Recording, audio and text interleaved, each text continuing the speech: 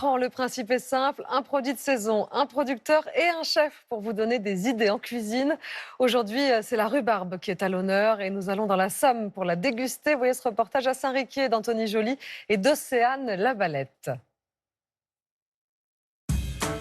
On la disait rustique, trop acide, démodée. La rhubarbe en latin littéralement la plante barbare. Mais voilà que ces dernières années, la grande tige est devenue chic.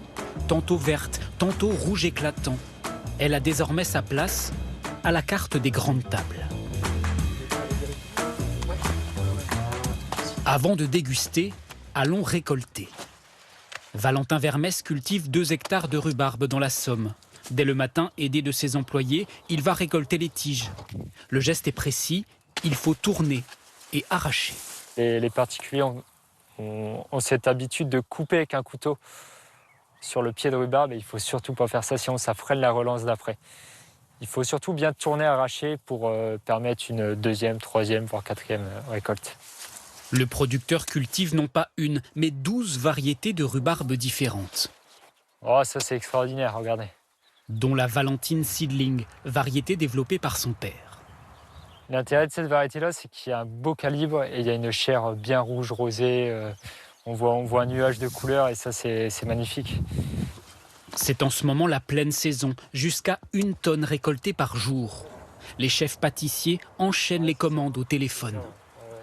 Et en rhubarbe très sucré, qu'est-ce que tu as? En rhubarbe très sucré, Valentine Seedling. Des restaurants 3 étoiles, des palaces parisiens appellent, mais aussi les bonnes tables du coin. Sébastien Porquet est à la tête d'un établissement à 10 km d'ici. Chaque mardi, il vient récupérer sa rhubarbe. Vous voyez les tendances qu'il peut y avoir. Donc c'est quand même un truc de dingue d'avoir réussi à faire d'un produit basique un produit d'exception. Alors, souvent en Picardie, on dit qu'on n'a pas trop de produits phares. Bon ben en voilà un.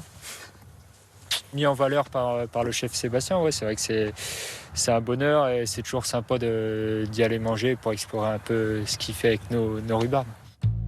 Le restaurateur passe le relais à sa chef pâtissière. Avec la piscine. Ce que Valentin nous a refilé ce matin. Au menu ce midi pour le dessert, la rhubarbe travaillée en différentes textures. D'abord, du classique, la compote. Et la peau, elle colore, elle dégorge vraiment, ça fait un sirop rose au fond. C'est ce qui va colorer la compote. C'est pour ça que je la laisse. Puis c'est long à éplucher la rhubarbe. Elle prend quand même la peine d'en éplucher quelques-unes pour faire des chips croustillantes avec la peau.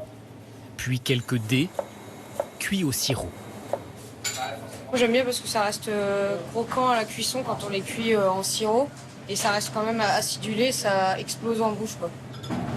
La rhubarbe est aussi déclinée en glace, en mousse et accompagnée de mélisse, une herbe à l'odeur citronnée.